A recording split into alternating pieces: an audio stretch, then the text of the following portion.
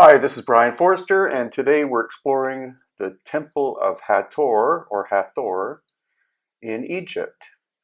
The Temple of Hathor is one of the most well-preserved temples in all of Egypt. There are three temples to view in the complex: the birthing temple at the front, the temple of Isis behind the main temple, and the main temple dedicated to Hathor.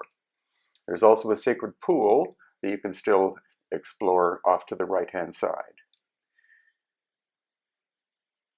The colors seen throughout the temples are original and amazingly vibrant, considering the inside was once covered in soot from Bedouins and other desert people seeking asylum. And we'll see that shortly. Here you see some objects made out of hard stone, excuse me, such as granite. And this one in particular is very strange because of the cracking of the surfaces, as if it had been hit by intense heat. And we've seen this at other locations, such as Karnak.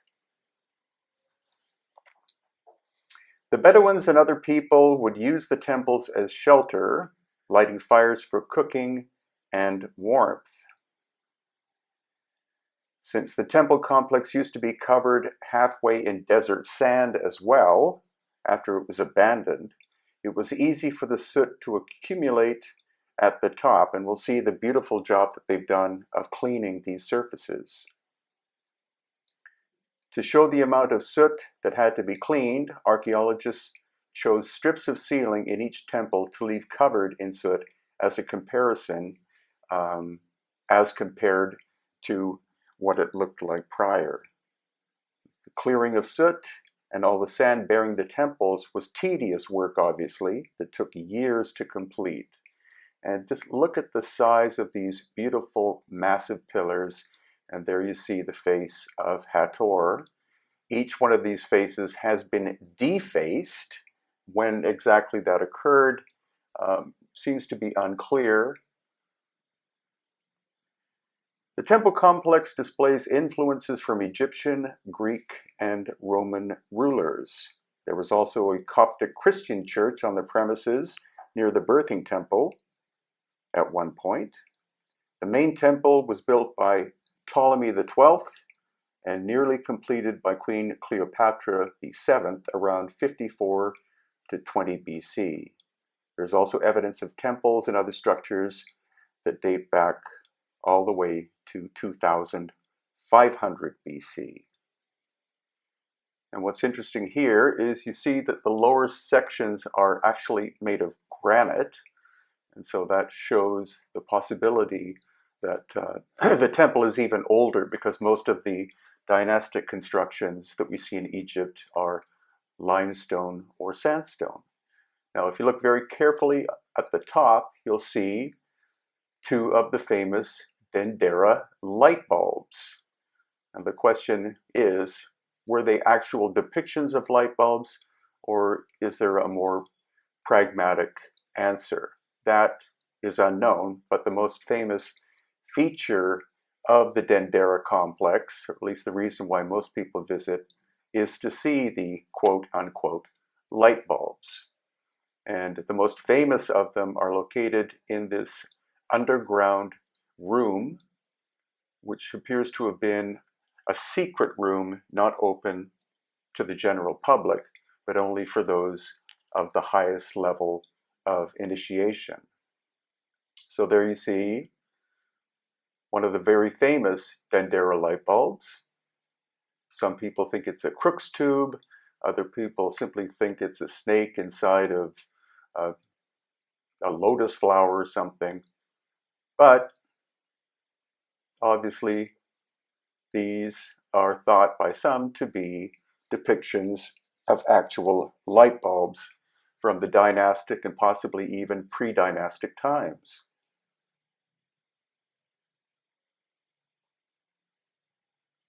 And then in the center at the bottom, you see what is called a jed pillar. Some people think that that's some kind of electrical transformer.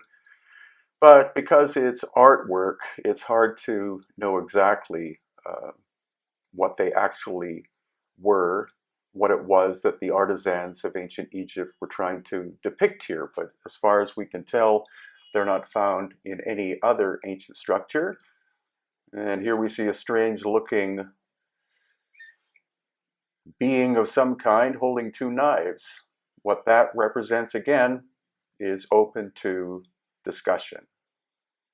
But these are some of the finest bas-reliefs that you can see in all of ancient Egypt. And now we're going to the other rooms in this underground secret complex.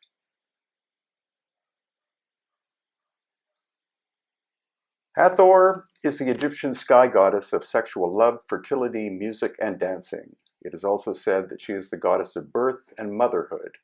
She is often depicted as the counterpart of Horus. In fact, Hathor translates to the house of Horus. And now we're coming back outside, or at least into the main temple complex. And what's amazing here is that this supposedly was recently uncovered, and it is assumed that that is another temple complex underneath the main temple of Hathor.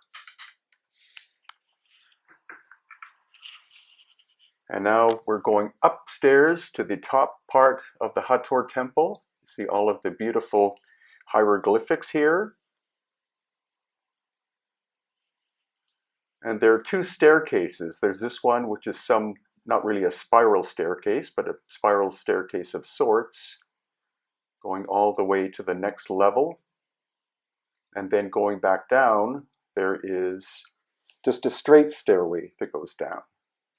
Not much sign of, lost ancient high technology or anything like that here. That's the reason why we go to the Hathor complex, is to show some of the most beautiful of the dynastic depictions.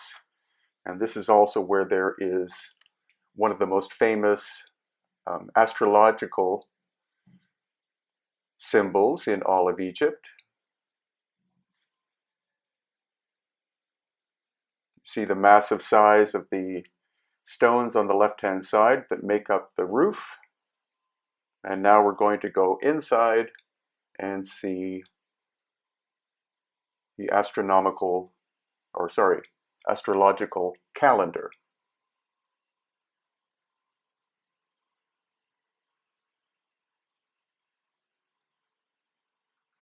The zodiac is a planisphere or map of the stars on a plane projection, showing the 12 constellations of the zodiacal band, forming 36 decans of 10 days each, and the planets.